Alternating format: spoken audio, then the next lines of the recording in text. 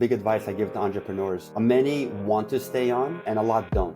I made it a mission of mine to not be included in the acquisition. Welcome back to another episode of The Pursuit of Purpose. My name is Chris Kiefer, and today I am joined by Steven Pivnik, who is a best-selling author, advisor, and speaker. He's done Ironmans, he's started businesses, and he currently is planning to summit Mount Everest. So very exciting conversation here. First of all, Steven, thank you so much for taking the time to come on. You bet, Chris. Happy to be here. So yeah, tell me about your entrepreneurial journey. And I know one thing that you're passionate about is just fitness and doing endurance races like the Ironman. I'm curious how all that comes together, but let's start with the entrepreneurship. Sure. I mean, it's kind of tough to condense it into a few minutes, but basically, I got bitten by the entrepreneurial bug really early in my career. I was a computer programmer doing, in the good old days, mainframe programming, way before PCs were invented. And once the PCs came about, I migrated my skill set into the PC realm and just got bitten by the entrepreneurial bug because I come from an immigrant entrepreneurial family, started my own business, started doing custom application development for large companies in New York City. Those custom projects much evolved into a software product that we developed that we started selling a lot of. And it only took 26 years, but I grew the company to over 200 employees across 12 countries, doing over $40 million in annual revenue. And our number one competitor, which was a $4 billion software company named Quest Software, acquired us. So September 21 is when the acquisition occurred. What's the name of the software? Can you talk about that at all? Yeah, sure. So the company was called Binary Tree. It was a very, very niche software company. I'm a firm believer that there are riches in the niches. I love that saying. We help large companies move email data, right? So as computers evolved and as email platforms evolved, there was a large need to move from one to the other as competitors came up with better systems. So there was a whole bunch of early players. Then IBM became an industry leader, and then Microsoft surpassed them. Then the cloud came about. With all of those email changes in the world, companies wanted to make sure that the data that their employees used, namely their inbox, their contacts, their calendars, were migrated over without any disruption to the end user. So that's what we specialized in. I love that. We're right now, my consulting and automation business focuses on painting businesses, which is Painting. Okay. when people hear that, it's like not any painting, but a $3 to $7 million painting company that's trying to get to 15 to 20 million, Mm-hmm. residential or commercial. Like that's our niche. Okay. And if you're smaller than that, you're probably not going to have the cash it's not going to be an ROI positive engagement. And then bigger than that, generally they, have solved this automation problem with someone else in-house. Yeah, they figured it out. Or it's very hard to get to 20 million without it. But anyways, yeah, I completely agree. And it blows my mind how every single client we think, okay, we got it all figured out now. And we just continue to learn more and more and more about the needs of a painting company. And we're able to take all the stuff from the past clients and apply it to the next one, which is the same thing you're talking about in software. It's like, I'm actually very interested on the topic of the number of niche software tools that are going to be created moving forward. Oh, 100%. Because they're now with AI and the ability to solve these hyper specific problems. I think that there's hundreds of businesses that have yet to be created that do one thing for a very specific set of customers that they would pay handsomely for. Yeah, I totally agree. I mean, AI is definitely going to displace a lot in the world. But I'm really, really proud to say that if you stick AI on the solution that we solved, it won't be able to fix it. It was just so you have no idea the technical details behind a calendar entry on an invite. Especially, let's say, if you send somebody a calendar invite that recurs, like let's say every third Tuesday of the month, and then you move one of them to a Wednesday, the technical sequence behind the bits and bytes of that, and to be able to convert it into like a new system is incredibly challenging. So that's the niche that we solved. That's awesome. So you built this software company. What stabs did you take before this one that you started 26 years ago and sold? Yeah, I was really, really young, young and dumb and inexperienced. At first, it was just, just pure consulting. I actually had the ad around here somewhere. We put an ad into the New York Times and said, if you're tired of paying all inflated consulting prices, call us. For $40 an hour, we'll do anything you need. There wasn't a lot of needs back in the 80s, but whatever there was, we kind of, figured out. But it was very, very, it was, missionless. It wasn't like it wasn't goal orientated. It was really just trading time for dollars. Not too exciting.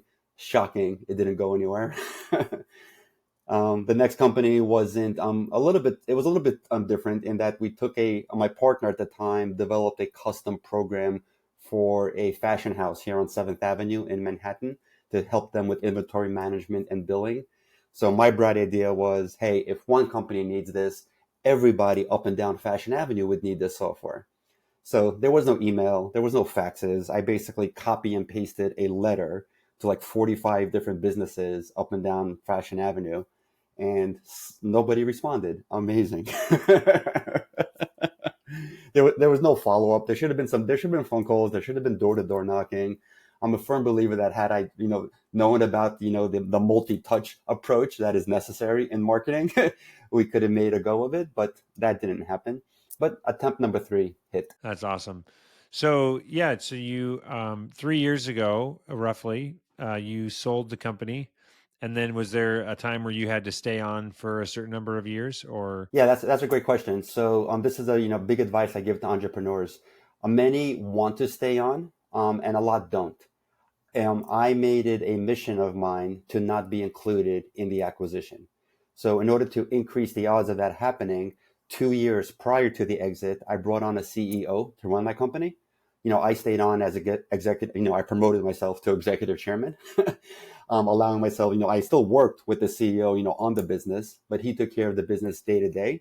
So, when it came time to due diligence for the acquisition, it was painfully obvious that I was no longer an integral part of the organization and I wasn't needed. Mm, that's awesome. So yeah, how does all this endurance and races and stuff come into play? Sure. So I consider this my midlife crisis. When I turned 40, I started really taking my health seriously. Between my parents and my grandparents, they had every disease, known. So I knew that it was in my, genes somewhere. So I wanted to make sure that, if and when those things came, I'd be in the best shape possible to fight them and not go through the pain that I witnessed with them. So, and I randomly learned about this thing called triathlon that I previously thought was this unique Olympic only elite event. I learned that a mere mortal like myself can sign up for a triathlon, compete, and the rest is history. So I started off with a sprint triathlon, which is the shortest distance, an 800-meter swim, 12-mile bike, 5K run, finish in under 2 hours. And that evening, I learned about this thing called Ironman, and I said to myself, I don't know how, some way, somehow, I'm gonna become an Ironman, which is a 2.4-mile swim, 112-mile bike, and a 26.2 full marathon. I said, somehow, some way, I'm going to do that, and I'm gonna compete in their world championship in Kona, Hawaii. So that started another journey, which took about 12 years to complete. But I went from that sprint distance triathlon to the Ironman World Championship. How do you get to the world championship? What's the requirement? So there's two ways. The most popular way is to be super fast. So Ironman, which I am not. Ironman has grown in popularity so much. It's the last valuation was over $1 billion. They have 2 to 3 races someplace on the planet every single weekend. Every single race has a small amount of qualifying spots for the world championship. So the fastest in each age group get to go to Kona, Hawaii, or now they have a world championship in Nice, France as well. So 2,500 of the world's fastest, triathletes get to go to Kona. Plus, it's become so popular that they allocate 100 lottery spots. And the only way to get a lottery ticket is to complete 12 full distance Ironman races.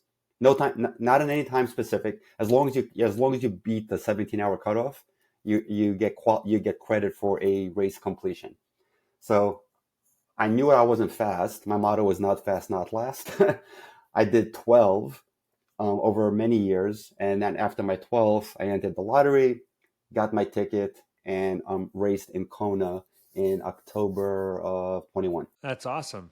How do you once you get is it like you get your entry and then you're like you get one shot to win and then it's gone, or does it stay in the pool and it keeps getting drawn every year? No, you have to keep racing. So if you don't get the spot, you have to keep racing because it's not just 12, it's 12 in a certain time frame, specifically in the trailing 3 years leading up to each year's drawing. So That's cool. they're smart. They want to keep you they want to keep you in shape. B, they want to keep getting your race registration fees. I was gonna say it would if you if you just had done 12 and then you took 3 years off and they're like, "Hey, you ready?" and you're like, "Oh gosh, I haven't done this in a while." Exactly. That makes perfect sense. Yep, it does. Um, awesome. So yeah, and then what's this Mount Everest thing? This sounds crazy. Yeah, so when I started my endurance journey, so I started with triathlons, I evolved into ultra marathons,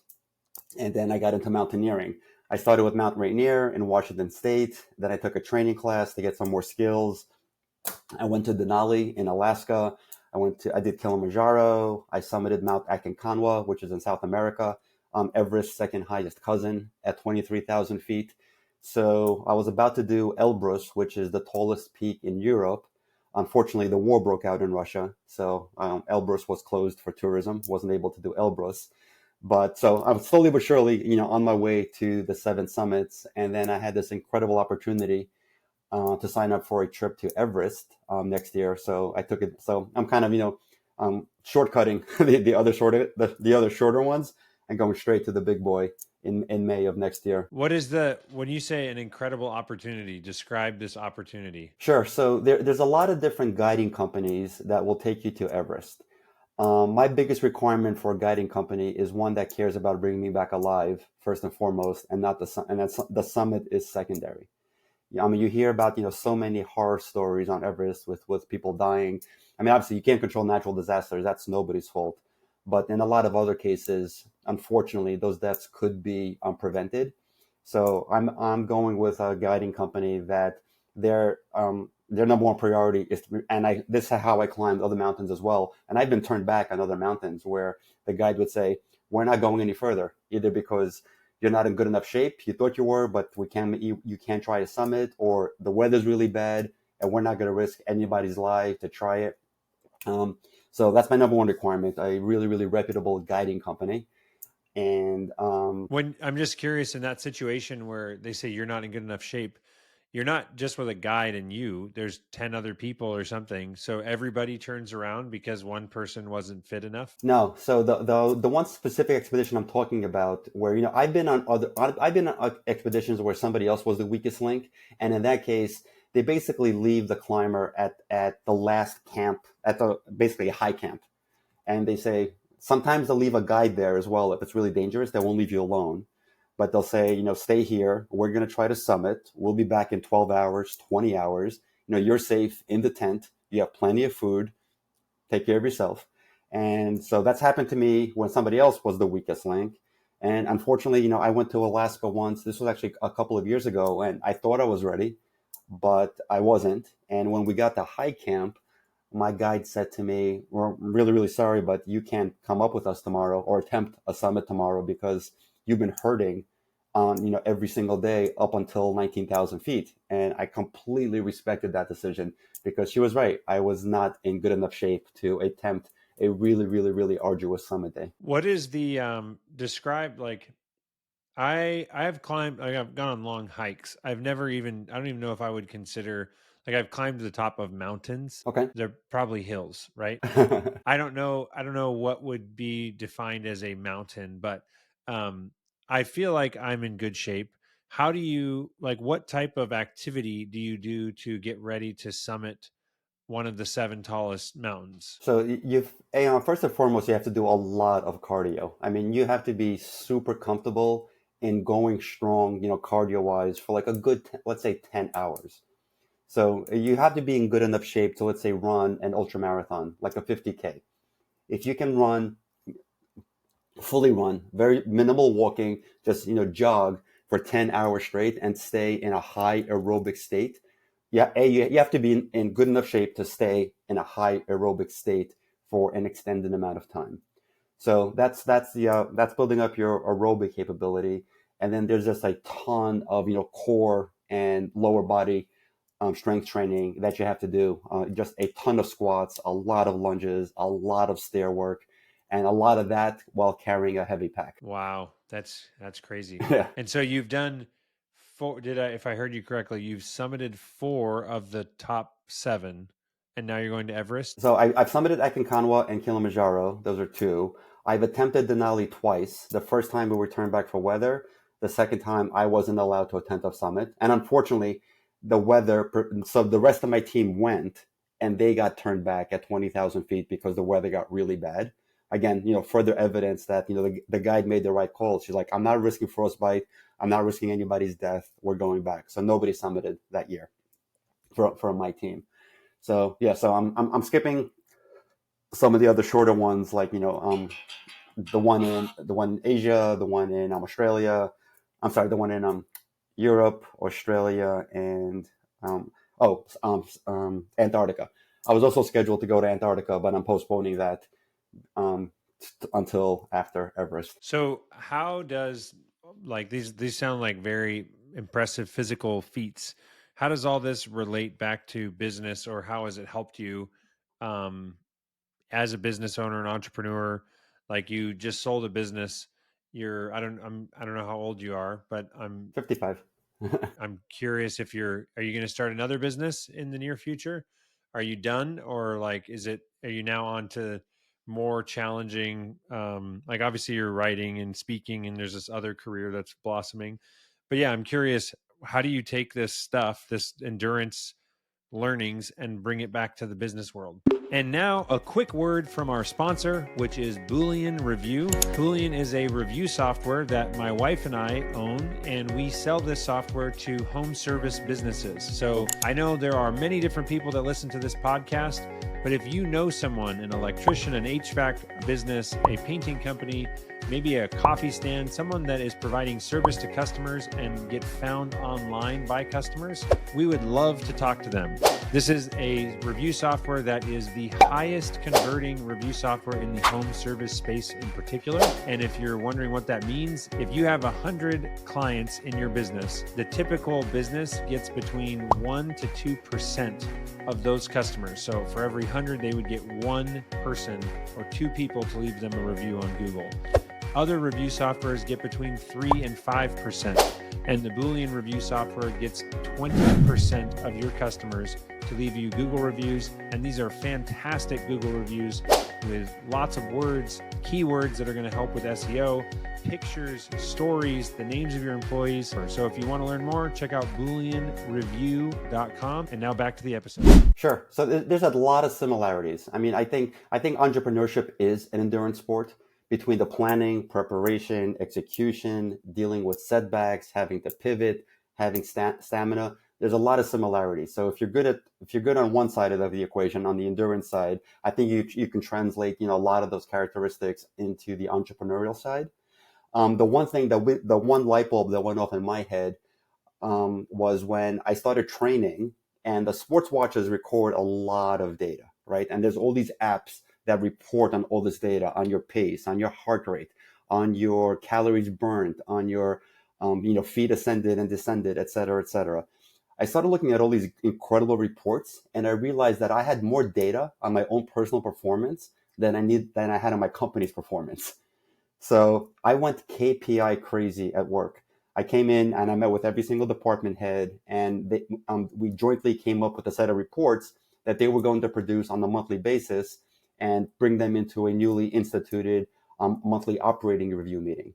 And once we started meeting, based on data, based on trends, based on analysis, we just started just really running the company a lot more professionally, and we had a lot better results um, because of this. Mm.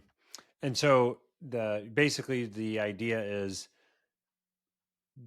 having the KPIs, or I mean, I completely agree that if you have your number, like know your number, Right. if you know the number that you're supposed to optimize in, maybe it's 1, 2, or 3, it's much easier to know what to do and you focus your attention. How do you decide what the most important numbers are for a given department? I'm sure. So, I mean, there's obviously best practices. There's a lot of information out there, and with very, very little challenge, you'll be able to figure out, what the best numbers are, depending on what you're trying to accomplish, right? Are you trying to solve for market share? Are you trying to solve for profitability? Are you trying to solve for enterprise value? So you have to figure out, what you're trying to solve for.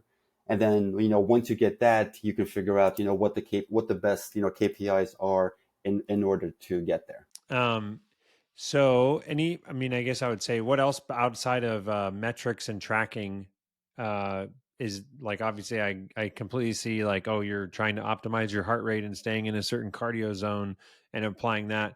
What else besides KPIs do you take into business from these endurance feats? Yeah, I mean, just the sense of accomplishment from setting a really big goal, one that seems, unattainable, like, doing my first ultra marathon, or, climbing my first mountain, or doing a ultra triathlon, which I've attempted as well. Like when you set kind of these like larger than life goals, and then you start, executing a plan to get there, it becomes really, really easy to turn that around and say, okay, you know what? I'm looking for 56% growth in Europe next year. And we've never grown 56% in Europe, but you know what? Why not? So let's break down that goal into some smaller parts, and go after these smaller goals, and they stack up on one another, and all of a sudden you've achieved something that you thought wasn't possible before, just because I had the confidence that I set out to do something. I didn't think I can run 50 miles straight, but you know what? I set out a plan to get to 50 miles. I did that. So let's go grow 50% in Europe next year. Yeah, I mean, I'm trying to think. I have debated. So I've done a marathon before and a couple halves, Cool. and I've always said, "Oh yeah, I'm going to do an Ironman someday." Have you heard any of those statistics of? Uh, I don't know where I heard this, but an Ironman takes 8 years off your life or something like that. Yeah, that's Is that? It's not like every Ironman keeps taking years off your life, because you just proved that wrong. You've done 12 of them, and the math doesn't add up, right? But have you heard that, or what is the optimal way to consider like incorporating all these things into your life for ultimately, like, I'm assuming, longevity and staying fit and healthy and capable into an older age? Yeah, what you mentioned is actually a fact. So once you've completed an Ironman, your body has deteriorated the equivalent of 7 to 8 years. So from a physical organ, stem, biological perspective, you've died. You've reversed you've aged 7 years. Fortunately, everything that you've hurt or have injured or have damaged grows back. Ah, okay. So within a 3 to 4 week time frame, you're back to where you were. So the damage is real, but the damage is not permanent. Oh, interesting. So so everything grows back. But I But your body, if someone were to look at your body and analyze, you would appear or register as 8 years older correct. from like looking at your organs and stuff than you were the day before the race. Exactly. And I don't have enough data on exactly which organs age more, but there's no sugarcoating it. You're putting your body through an incredible ordeal and a superhuman amount of stress. But when you come out the other end, and, everything starts healing. But the beauty about it is that the journey to get there has put you in such incredible shape and has done such goodness for your health that it's a temporary setback. And again, it's not permanent, right? So why not go through that 3 week process of healing if the 6 month process to get there has gotten you to a level that you were never at before? The only other thing I'm thinking about is, if you're going to climb mountains or do races, is there, what's like the tallest metropolitan city in the world? What's the high altitude wise? Highest, I would say Denver. Denver, Denver is? mountains aside, like when you land in Denver, that's why it's called the Mile High Stadium in Denver. Yeah. And like when every single football team that plays the Denver Broncos has to show up a week prior to the game to acclimatize to being a mile high. I was going to say that is there any other places you go or they recommend, like, I'm sure you don't want to be hanging out in Hawaii the week before you go climb Mount Everest. No, absolutely. I mean, you want to be staying at the highest altitude possible. And it's interesting, the company that I'm going with, they've pioneered something called a rapid ascent. So typically, an Everest expedition takes 2.5 to 3 months. And the biggest reason for that is you have to get there. It's on the other side of the world, right, in Nepal. You have to get to base camp, which is around 19,000 feet in altitude. And then you have to stay at base camp and higher for a good month to month and a half. Going back, going higher, coming lower, going higher. You're kind of doing like an EKG chart, to get higher and higher and higher for your body to acclimatize. So the company that I'm going with, they send you something. I think the company is called Apoxico. They send you an Apoxico tent. So you're at sea level for a month prior to departure. You don't have to live in a tent. You sleep in this Apoxico tent, and it pumps nitrogen into the tent and removes a little bit of oxygen. So it's simulating the environment at 19,000 feet, so that your body is actually acclimatizing to altitude while you're at sea level. Wow, I'm looking at this now. Hypoxico, interesting. So you just it basically reduces the amount of oxygen in the air, so your body has to adjust and create, what is it, more blood cells to. It's red blood cells that you need. So with the decreased amount of oxygen, you need more red blood cells for your body to cope with it better. And so then I'm guessing this is like the most, I love the just the scientific approach to this. So then you get there when you're at base camp and you're doing like, up and backs or whatever, and they're monitoring you. Are they looking at just like, okay, the average person that is able to do this should have a heart rate that doesn't exceed this, or their oxygen saturation should be at this point the whole time. And if you're not there, then you got to wait another week to until you're ready. But then when you do this in prep, it cuts that time from a month and a half to 2 weeks or something. Yeah, so most reputable organizations, the guides are trained into measuring just that, heart rate and oxygen levels. And Everest, because it's so extreme, the company that I'm going with, they actually have a full-time doctor that's at base camp and, monitoring you super, super closely, throughout the entire expedition. Wow. And you said base camp's 19,000 feet. Approximately. And what isn't that like a really tall mountain itself? Yeah, so to put it in perspective, Mount Kilimanjaro, the peak is 19,000 feet. That's crazy. So I think base camp is just shy of 19. Don't quote me on this. There's two base camps. There's one on the Nepal side and one on the Tibet side. I'm going the Tibet route. And can you drive to base camp or no? You can't drive to base camp on the Nepal side. It's a 2 week trek. I'm sorry, it's a week trek to get to base camp.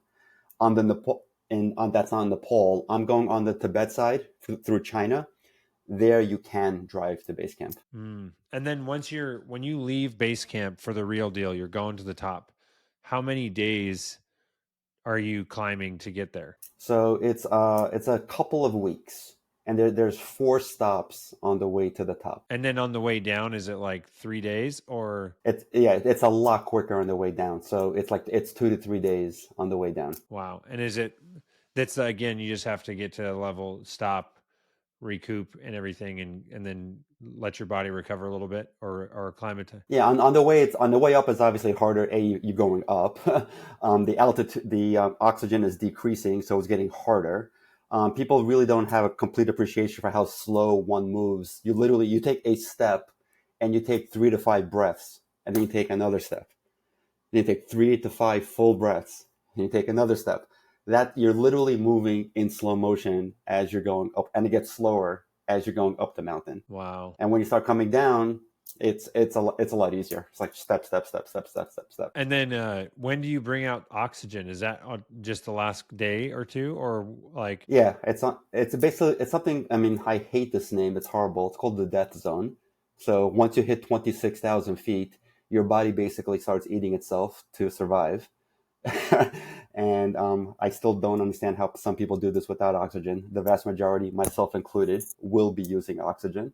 So at 26,000 feet, you put on oxygen tanks. And then you have to get to what is the final height? So you have to get to 29,000, 29,029. So you go 3,000 feet with oxygen. Correct. And that takes like a good, I mean, it could take anywhere from 6 to like 15 hours. And you want to do that in one up and then get back down. Yeah, basically, I'm looking at probably a 20-hour summit day, Oof. like about 10 to 12 hours to get up, and then another 8 hours to come down to high camp. And then who's the group that you're going with? Are these like did you hand pick these people? Did they hear about you? How do you just put your name on a list and you get invited with a bunch of other strangers, or who do you go with? I heard about them. They're called Alpine Glow Expeditions. I did a lot of research. I mean, prior to them, I was a huge fan of RMI. I've used RMI for all of my other mountains, and I love them a lot. But I heard about the Alpine Glow guys, and I love this approach that they use with the rapid ascent and this Apoxico tent, and the fact that they go via the Chinese route, the North Face, because all these things you hear about, there's been a lot of negative publicity about Everest with the traffic jams and all the pollution and litter on the mountain. All of that happens on the Tibet side. The, I'm sorry, the Nepal side. The Tibet side, the Chinese side, has a lot more regulations, significantly less garbage, a lot less people, and they're very, very picky on who they give permits to. So because they give less permits, like on the Nepal side, pretty much if you have money, you plop down $30,000, you get a permit to climb. Yes. On the Chinese side, you have to submit a climbing resume, your experience, certification from the guiding company that they're going to be taking care of you, and they're a lot more selective, so resulting in a lot less people. Wow, interesting. Super fascinating. Any other closing thoughts, things that you came here before my wrap up questions? Yeah, sure. I mean, I just wanted to promote my book a little bit. So I basically I wanted to memorialize my entire entrepreneurial and endurance sports journey in the hopes of inspiring others to set really big goals and go after them. So I released a book in January of this year called Built to Finish. I was amazed that it hit the Amazon bestseller list on day one. I became number one bestseller for a week, and it's available there. And there's an audiobook coming soon. Awesome. Yeah, I'm a audiobook junkie, so I have books that I try to read, but I don't get around to physically reading as often as I listen. So that's awesome. Um, and what are your 3 book recommendations outside of your own? 3 books. Interesting. One of my favorite books that I recommend to a lot of people is called The One Thing. The premise behind The One Thing, it's a book on prioritization. And the premise behind it is like, what is so pick a problem, pick a topic, pick a challenge, pick a goal. What is the one thing that you can do that will make everything else easier or unnecessary? So when you ask that question against any backdrop of a goal, I think it's a super powerful methodology to go against tackling goals. Discipline is the Destiny is another one I recently read, which I really liked. This is the only audiobook that I'm listening to it for the third time. Every single chapter can be listened to independently, and it really talks about just the power of discipline. Is this Ryan Holiday? It is Ryan Holiday, yeah. Oh, that's awesome. Love, love, love that book. Is that a newer one Um, from Ryan Holiday? I'm not sure. Was there an earlier edition? I don't. I just am wondering if because Ryan Holiday's written many books that I've read. I'm wondering if that particular book. Oh yeah, this may be one of his latest books. Oh, okay, cool. And I'm not a huge science fiction fan, but oh my god, I could not put this book down. It's called Project Hail Mary. Again, science fiction. It's about a guy that he's been sent to space to save the Earth, and the drama that ensues by him and all of his experiences out there. Spoiler alert: there's an alien involved, but it's a fascinating. That gets introduced really early, but it's a fascinating type of alien and how they partner up to save humanity and the aliens planet as well. Again, not a huge science fiction fan. This sounds like really really out there, but oh my god, is it entertaining! And I heard that there's a movie being filmed, so which I'm super excited about. Oh, that's awesome. And you got a movie recommendation for us? A movie recommendation. My favorite movie is Top Gun. I watched The original? both. I watched before the second one came out. I mean, I watched the original. with no exaggeration, at least once a month. And now that the second one has come out, I alternate between the original Switch to that one. and the second one. The second one is like, I feel like that might be one of the greatest sequels. Sequels are so hard to live up to the original, but Totally. such a good one. Yeah, I went to see it with my wife and my younger daughter, our younger daughter, on opening day in an IMAX theater. And my younger one goes, "Dad, I'm not even a fan of Top Gun. This is one of the best movies I've ever seen." I agree. And I just heard this last week. Number three just got approved, so they're coming out with the third. Oh, nice. That's awesome. Well, Steven, if people want to get in touch with you, what's your preferred method of contact? Sure, best way to find me is via my website. That has a link to all of my social media handles. So it's Steven with a V, Pivnik, PIVNIK.com. And like I said, it has my Instagram, my LinkedIn, my Facebook handles, and my email address as well. So StevenPivnik.com. That's awesome. And are you still doing Ironmans? I am. I am not done. I want to continue to race. I love the Ironman lifestyle. It keeps me healthy. I've actually taken up ultra triathlons, and so just when you think there's one race which is crazy, there's always somebody that comes up with a crazier race. So Mm. And have you ever done or heard of the Coeur d'Alene Ironman? As I've heard that it's a popular one amongst. Coeur d'Alene is Coeur d'Alene has two. They have a full distance one and they have a half.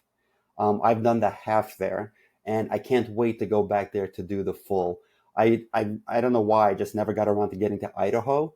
Coeur d'Alene is gorgeous. It's a phenomenal destination for any just to visit, and that's one of the many things I love about Ironman is you get to these really really cool venues, and you make them like a mini vacation out of it. Yeah.